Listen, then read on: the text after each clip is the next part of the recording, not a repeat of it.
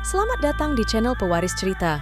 Dalam suatu petualangan epik yang dipenuhi dengan pertarungan sengit dan intrik yang mendalam, kita akan mengikuti jejak Lembu Andini dalam pencarian air abadi untuk menyembuhkan ibunya. Namun, perjalanan ini tidaklah mudah karena dihadapkan dengan rintangan yang mematikan serta tawaran tak terduga yang menguji kesetiaan dan keberanian. Dari pertarungan melawan jin raksasa Blakasuta yang menegangkan hingga tawaran menarik dari Dewi Roro Ambarwati yang mengubah nasibnya, kisah ini penuh dengan aksi tak terduga dan keputusan sulit yang harus diambil. Saksikan pertarungan sengit dan penuh intrik dan temukan bagaimana akhirnya ia menemukan air abadi yang dicarinya. Saksikanlah kisah epik ini di channel YouTube Pewaris Cerita. Jangan lupa like, share, dan subscribe untuk perkembangan channel ini. Di Pulau Jawa, tepatnya di kerajaan yang terletak di ujung timur wilayah Galuh Pakuan atau Pajajaran, hiduplah seorang raja yang sangat arif dan bijaksana. Namanya Prabu Aji Kusuma. Ia mempunyai seorang permaisuri bernama Roro Ayu Pinasih dan seorang putra mahkota bernama Lembu Andini.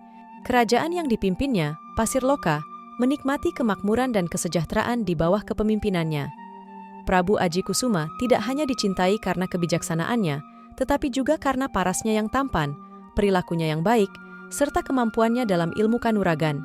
Dengan kepribadian yang adil dan dermawan, ia selalu memastikan kebutuhan rakyatnya terpenuhi dan ketentraman kerajaan terjaga. Prabu Aji Kusuma dikenal sebagai pemimpin yang selalu turun tangan, langsung membantu rakyatnya yang membutuhkan. Saat ada masalah, ia tidak segan-segan datang sendiri untuk mencari solusi.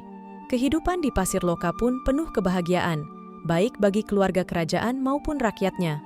Namun, kebahagiaan ini terusik ketika permaisuri Roro Ayu Pinasih jatuh sakit. Kondisinya semakin memburuk meskipun berbagai tabib dari seluruh penjuru negeri dan kerajaan tetangga sudah didatangkan. Tak ada yang mampu menyembuhkan permaisuri, membuat Prabu Aji Kusuma merasa sangat putus asa. Malam-malam di istana menjadi panjang dan penuh kegelisahan. Prabu Aji Kusuma seringkali terjaga, merenung di balkon istana yang menghadap ke taman yang kini sepi. Sang patih, sahabat dan penasehat setianya, selalu berusaha menghibur dan menyemangati raja agar tidak putus asa. Putra mahkota, Lembu Andini, dengan tekad kuat, memohon izin untuk melakukan tapa brata guna mendapatkan petunjuk dari Sang Hyang Widi. Ia berdoa siang dan malam, memohon keajaiban bagi kesembuhan ibunya. Melihat keteguhan hati putranya, Prabu Aji Kusuma pun tergerak untuk ikut berdoa bersama rakyatnya demi kesembuhan sang permaisuri. Suatu hari, kabar mengenai sakitnya permaisuri sampai ke tanah seberang. Seorang tabib bernama Sokra mendengar berita itu dan memutuskan datang ke Pasir Loka menawarkan bantuannya. Dengan penuh harap, Prabu Aji Kusuma menyambut kedatangan Sokra dan mempersilakannya memeriksa permaisuri. Setelah pemeriksaan yang teliti, Sokra menemukan bahwa penyakit yang diderita permaisuri bukanlah penyakit biasa.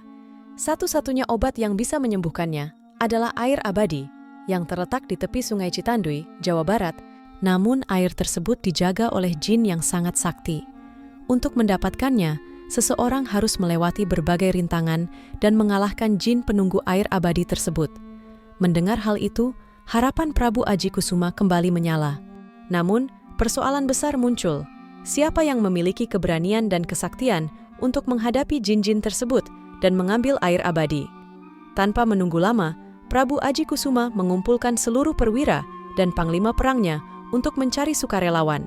Di tengah suasana yang tegang, Lembu Andini dengan penuh keyakinan menyatakan kesiapannya untuk menjalankan tugas tersebut demi kesembuhan ibunya.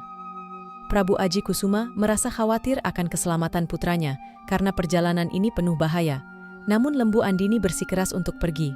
Ia memilih hanya ditemani oleh dua cantrik, Cekur dan Sabini, agar perjalanan mereka tidak menarik perhatian. Setelah memohon restu, mereka bertiga berangkat menuju Sungai Citandui. Di tengah malam yang sepi, Prabu Aji Kusuma berdiri di gerbang istana, mengawasi kepergian putra tercintanya dengan hati yang berat, namun penuh harap. Perjalanan mereka penuh tantangan, melewati hutan belantara, ngarai, dan gunung yang dihuni oleh jin dan hewan buas. Meski begitu, tekad Lembu Andini tidak goyah. Mereka akhirnya tiba di daerah Bantarmanggu, tempat mereka beristirahat dan mencari informasi tentang letak air abadi. Di desa itu, mereka disambut oleh penduduk yang ramah dan mendapatkan petunjuk mengenai perjalanan selanjutnya. Di setiap desa yang mereka lewati, Cerita tentang keberanian Lembu Andini dan misi mulianya mulai tersebar, menginspirasi banyak orang. Setelah beberapa hari beristirahat, mereka melanjutkan perjalanan dan tiba di Gunung Tunggul Buta, daerah yang terkenal angker dan dihuni oleh jin bernama Blakasuta. Blakasuta dikenal bengis, kejam, dan sakti mandraguna. Ketika mereka tiba, suasana tiba-tiba berubah mencekam. Angin bertiup kencang, langit menjadi gelap, dan aroma anyir menyebar di udara. Cekur dan Sabini merasa sangat ketakutan melihat perubahan yang mendadak ini, sementara Lembu Andini tetap tenang, bersiap menghadapi apapun yang akan terjadi. Tiba-tiba, tawa menggelegar menggema di seluruh gunung, membuat bulu kuduk berdiri. Blakasuta menampakkan diri dengan wujud yang mengerikan. Tubuhnya besar dengan mata yang menyala merah, gigi-giginya tajam seperti serigala. Dengan suara yang menggetarkan, ia menantang Lembu Andini dan menanyakan tujuan mereka. Lembu Andini, dengan penuh keberanian, menjelaskan maksud kedatangan mereka dan menyatakan bahwa ia siap menghadapi segala risiko demi ibunya. Blakasuta menertawakan keberanian Lembu Andini, namun diam-diam ia merasa kagum dengan tekad sang pangeran muda.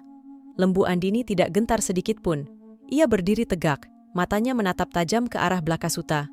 Hatinya dipenuhi dengan niat suci untuk menyelamatkan ibunya. Pertarungan besar pun tak terelakkan. Lembu Andini menggunakan semua ilmu kanuragan yang dimilikinya untuk melawan Blakasuta. Cekur dan Sabini dengan setia berada di sisinya, membantu semampu mereka. Setelah Blakasuta mengucapkan ancamannya, muncul gulungan asap hitam pekat yang sangat tebal. Asap itu perlahan menipis, memperlihatkan sosok jin raksasa yang menakutkan.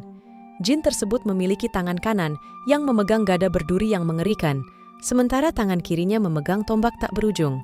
Pertempuran tidak bisa dihindari. Pertarungan yang terjadi sangat sengit, menghancurkan banyak pohon, akibat kekuatan dahsyat kedua belah pihak. Lembu Andini dengan gesit melompat ke berbagai arah untuk mencari celah melancarkan serangan maut. Sementara itu, pukulan gada raksasa dari jin tersebut mampu menumbangkan pohon-pohon di sekitarnya. Tombak tak berujung yang dibawa jin itu mencoba menohok bagian tubuh Lembu Andini yang mematikan. Pertarungan berlangsung cukup lama, hingga akhirnya Lembu Andini berhasil menemukan kesempatan untuk melancarkan ajiannya ke bagian ulu hati jin raksasa Blakasuta. Blakasuta meraung kesakitan dengan suara yang sangat mengerikan. Tak lama kemudian, tubuhnya terkapar tak berdaya. Lembu Andini tidak menyia-nyiakan kesempatan ini. Ia melompat ke arah leher sang raksasa, siap melancarkan pukulan yang mampu meruntuhkan gunung dan mengeringkan danau. Meskipun ukuran tubuh Lembu Andini hanya sebesar ibu jari Blakasuta, jin raksasa itu tidak mampu bangkit seolah ditimpa oleh ratusan gunung yang membuatnya tidak bisa berdiri. Blakasuta mengakui kekalahannya, memohon ampun kepada Lembu Andini. Dengan suara penuh penyesalan, ia menyatakan kesediaannya untuk mengabdi kepada Lembu Andini karena mengagumi kesaktiannya. Lembu Andini yang masih dalam posisi siaga akhirnya mengampuni Blakasuta dengan syarat bahwa jin tersebut tidak akan mengganggu manusia atau siapapun yang melintasi wilayahnya tanpa izin.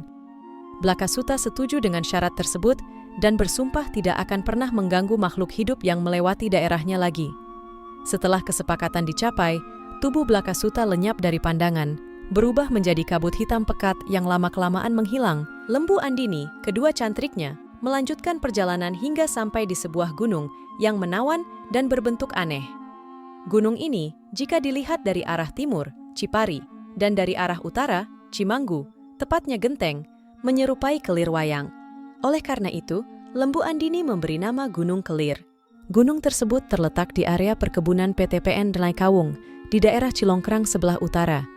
Setelah berbulan-bulan perjalanan, mereka akhirnya tiba di Gunung Jambu. Berdasarkan petunjuk dari Blakasuta, Lembu Andini melakukan semadi untuk meminta petunjuk dari Sang Hyang Widhi mengenai letak air abadi. Dalam 5 hari pertama semadinya, ia didatangi makhluk-makhluk menyeramkan. Pada hari ke-6, ia digoda oleh perempuan-perempuan cantik yang mencoba mengganggu konsentrasinya dengan wewangian. Namun, niatan tulus dan rasa baktinya kepada ibu membuatnya mampu melewati semua godaan tersebut.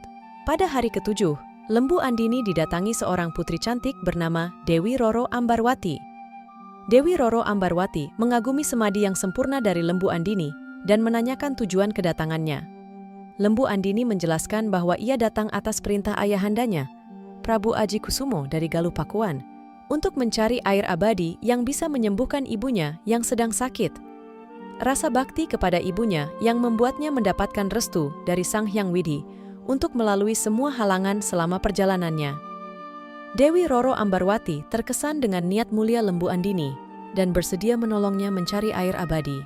Dengan syarat Lembu Andini harus mengambilnya sebagai istri dan bersedia tinggal di gunung tersebut. Lembu Andini menyetujui syarat itu, namun ia meminta izin untuk pulang terlebih dahulu, mengantarkan air abadi kepada ibunya. Setelah sang ibu sembuh, ia berjanji akan memenuhi janjinya kepada Dewi Roro Ambarwati.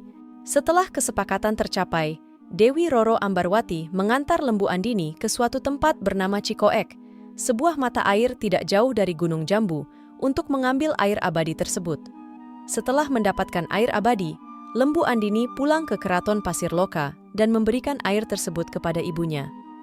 Atas ridho Sang Hyang Widi, sang ratu berangsur sembuh. Dengan kesembuhan ratu, seluruh Keraton Pasir Loka bersukacita dan mengadakan pesta selama 7 hari 7 malam dengan berbagai pertunjukan. Setelah yakin ibunya pulih, Lembu Andini menghadap ayahanda dan ibundanya, menceritakan kisah perjalanannya mencari air abadi. Meskipun dengan berat hati, Raja dan Ratu Pasir Loka merelakan kepergian putra mahkotanya untuk memenuhi janjinya kepada Dewi Roro Ambarwati. Lembu Andini menjadi suami Dewi Roro Ambarwati, dan dengan kesaktiannya, Dewi Roro Ambarwati membawa Sukma Lembu Andini dan 2 cantriknya masuk ke dalam gunung tersebut. Hingga kini masih ada petilasan di Gunung Jambu yang dikenal dengan Jambu Raya di daerah Cilongkrang, berbatasan dengan desa Purwosari. Terdapat patung berbentuk sapi menghadap ke barat, penjelmaan Lembu Andini, dan 2 cantriknya yang berbentuk alu dan lesung. Tempat moksa mereka berupa batu hitam bulat yang konon bisa diangkat oleh orang yang berkeinginan tertentu yang akan terkabul. Jika batu tersebut dipindah, keesokan harinya akan kembali ke tempat semula dengan sendirinya. Mata air abadi di tempat bernama Cikoek tersebut masih ada, terkenal angker dan wingit. Konon, masih terlihat beberapa hewan buas seperti harimau yang kadang terlihat oleh penduduk sedang minum di mata air tersebut. Di daerah Gunung Jambu tersebut juga terdapat candi yang belum digali.